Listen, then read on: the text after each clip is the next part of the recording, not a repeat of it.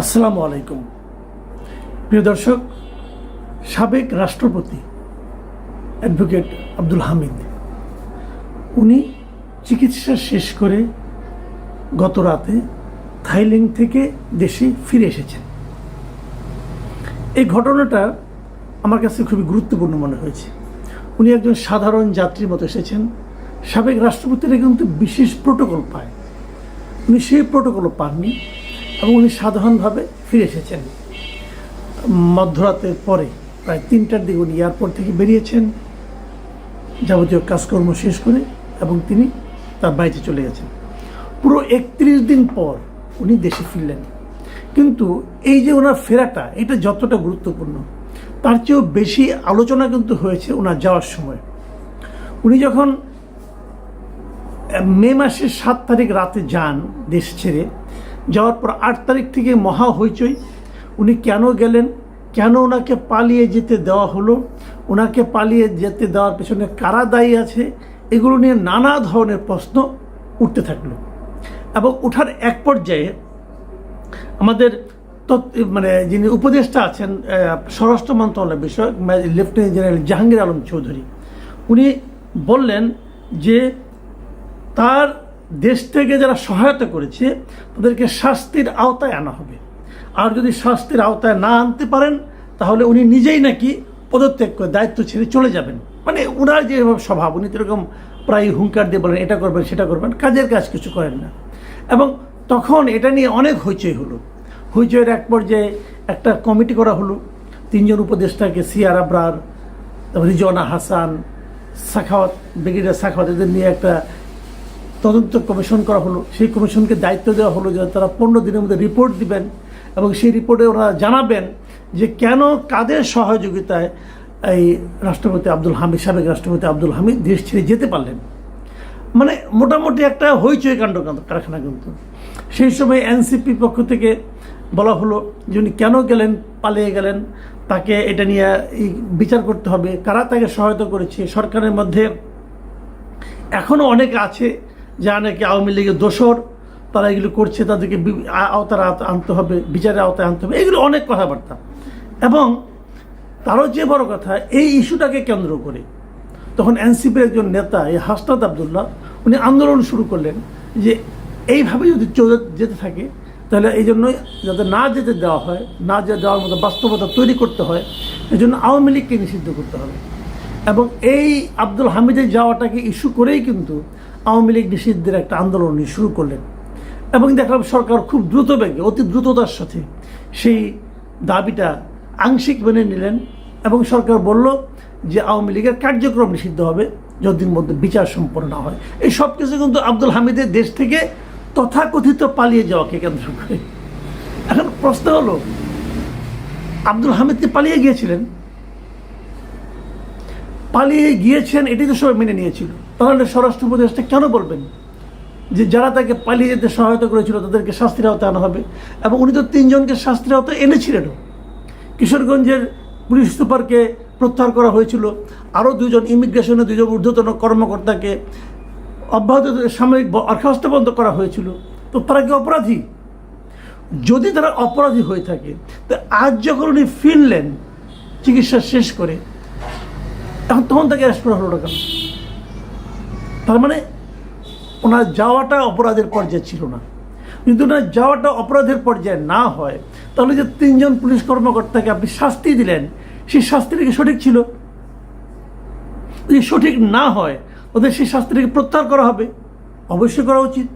শাস্তিটা যিনি দিয়েছিলেন তার কি শাস্তি হবে? তাও তো হওয়া উচিত। শাস্তিটা কে দিয়েছিলেন? স্বরাষ্ট্র মন্ত্রণালয় দিয়েছিলেন, তো ওনাদের কি শাস্তি হবে? দেখুন দেশটা কিভাবে চলছে। মানে একজন লোক বিদেশে গিয়েছেন, তার বিরুদ্ধে একটা মামলা হয়েছে। হ্যাঁ, মামলা হয়েছে এবছরের জানুয়ারি মাসে কিশোরগঞ্জে একটা মামলা হয়েছে, যেরকম নাকি আমাদের এখানে অনেক মামলা হয়েছে।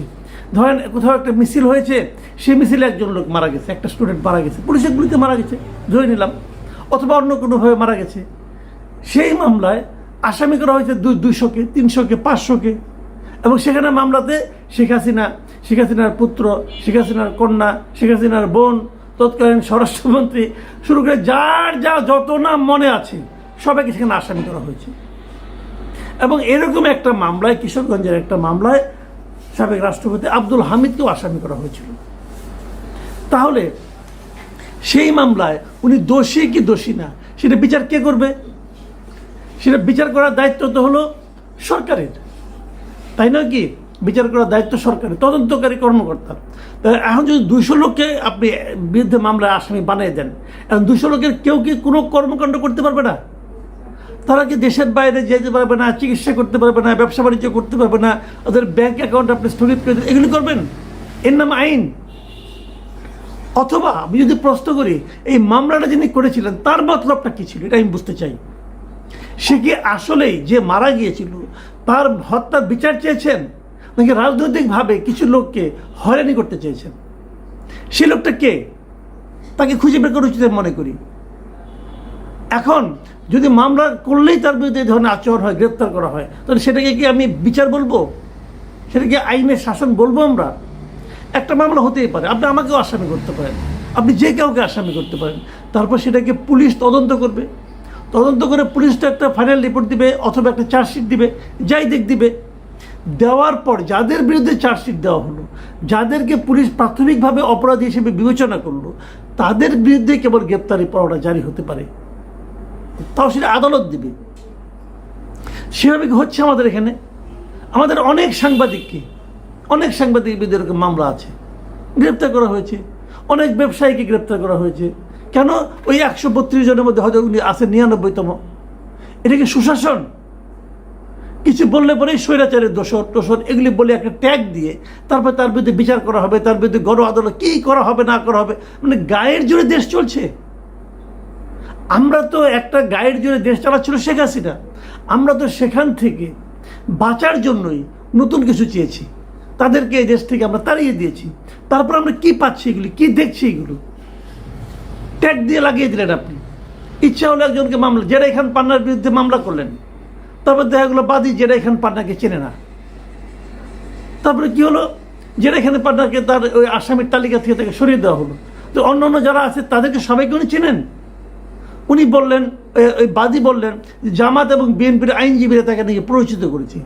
তো বোঝাই গেল এই হয়রানিমূলক মামলার পেছনে মূল দায়িত্ব কে নিয়েছে? জামাত এবং বিএনপির আইনজীবীরা। তাদের বিরুদ্ধে কোনো অ্যাকশন হয়েছে? হয়নি। কিন্তু যেটা এখান পান না, একদম পাওয়ারফুল লোক, তারটা আপনি প্রত্যাহার করে নিয়েছেন, অন্যদের ওইগুলি করলেন না কেন? করেননি তো। আজকে কি হলো দেখেন, এই কথাটা বললাম কেন? আজকে যখন এই ঘটনাটা ঘটেছে তখন কিন্তু আবার স্বরাষ্ট্র উপদেষ্টাকে জিজ্ঞাসা করা হয়েছে যে আপনি এখন তো ওনাকে গ্রেপ্তার করলেন না। উনি কি বলেছেন? উনি বলেছেন তদন্ত হওয়ার পর যে দোষী তাকে আইনের আওতায় আনা হবে। আপনারাই বলেছেন নির্দোষরা যাতে সাজা না পায়, এজন্য আমাদের তদন্তটা করতে দেন। তদন্ত করার পর যেই দোষী হোক না কেন, কাউকে আইনের বাইরে রাখা হবে না, আমরা তাকে আইনের আওতায় নিয়ে আসব। এই যে কথাটা স্বরাষ্ট্র উপদেষ্টা আজকে বললেন, এটা কি সব মামলার ক্ষেত্রে প্রযোজ্য? তদন্ত না করে কি সবাইকে গ্রেপ্তার করা হচ্ছে না? অনেককে গ্রেপ্তার করা হচ্ছে। আইনের শাসন আপনি কীভাবে কায়েম করবেন? আপনি কি একমাত্র আব্দুল হামিদের ক্ষেত্রে আইনের শাসন কায়েম করবেন? আব্দুল হামিদ 10 বছর প্রেসিডেন্ট ছিলেন। এই 10 বছর উনি আওয়ামী লীগের ছিলেন না। অনেকে বলেন হ্যাঁ উনি 10 বছর প্রেসিডেন্ট ছিলেন, উনি শেখ হাসিনাকে থামালেন না কেন? থামানো যায়? যিনি বলেন তিনি থামানোর চেষ্টা করেছিলেন। এখন যা হচ্ছে, এখন যে অনিয়ম হচ্ছে, এটা কেউ থামানোর চেষ্টা করছে? এখন যে মব ভায়োলেন্স হচ্ছে, কেউ থামানোর চেষ্টা করছে? যখন এই সরকার না থাকবে, যখন নতুন সরকার আসবে, তখন যখন প্রশ্ন করবে যে আপনি থামানোর চেষ্টা করলেন না কেন, কি বলবেন আপনারা? হাসিনা সরকার যে স্বৈরাচারী শাসন কায়েম করেছিল, থামানো যেত চাইলেই। বাদ দেন এটা, আইনগতভাবে যদি ধরেন একটা প্রেসিডেন্টের আইনগতভাবে কি অধিকার ছিল, কি এখতিয়ার ছিল তো থামানোর? পারতেন উনি। আজকে যে হচ্ছে প্রেসিডেন্ট, আজকে প্রেসিডেন্টকে থামাতে পারছেন?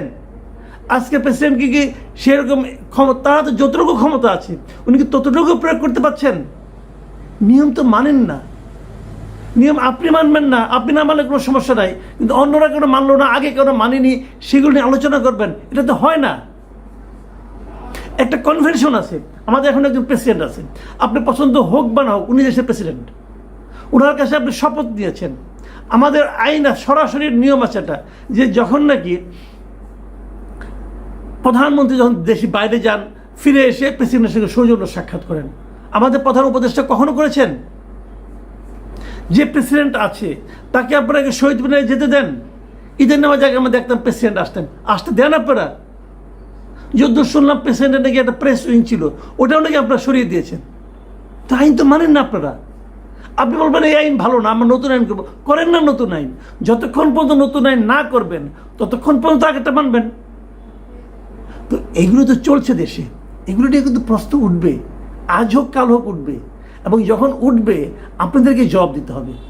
আপনি তো ভাবছেন, চিন্তা করছেন যে আমি জবাব দিব না, ঠিক সময় ঠিকই উড়াল দিয়ে চলে যাব, এরকম চিন্তা হয়তো আগেরাও করেছে। আমার বিবেচনায় আমি যেটা বলতে চাই সেটা হলো আইন মানুন। যদি আইন পছন্দ না হয় আইন পাল্টে ফেলুন, কিন্তু যতক্ষণ পাল্টাতে না পারবেন ততক্ষণ আইন মানেন। না হলে কি হবে, আপনি যখন আইন মানবেন না কেউ আইন মানবে না, এবং যখন সবাই আইন না মানা শুরু করবে এই দেশটা একটা আইনহীন রাষ্ট্রে পরিণত হবে, এবং তার দায় দায়িত্ব আপনাকেই নিতে হবে। আপনারা যারা দায়িত্ব আছেন আপনাদেরকে নিতে হবে। প্রিয় দর্শক, এখন এ পর্যন্তই। আল্লাহ হাফেজ।